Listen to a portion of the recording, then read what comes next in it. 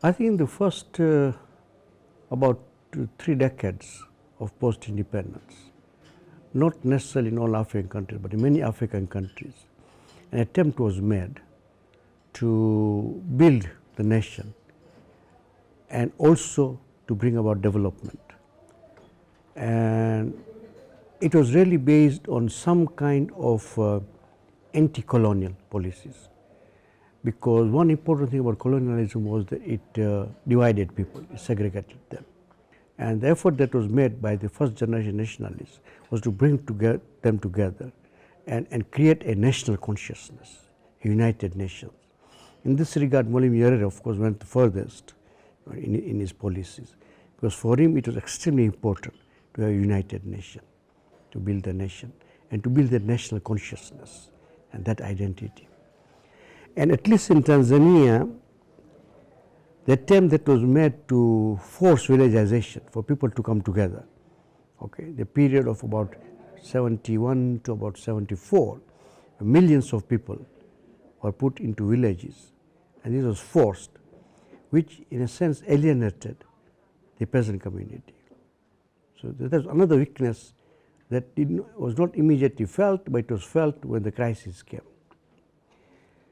Another important point, which I would also consider wrong, was that these states, many of them, whether it was Ghana or Tanzania and so on, the independent capacity of the people to organize, okay, was destroyed, because everything was statized.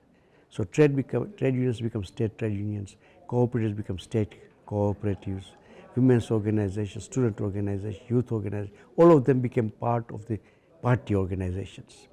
And many of these countries were single parties, one-party systems. So people's organizational capacity was both destroyed and the tradition was lost. Okay?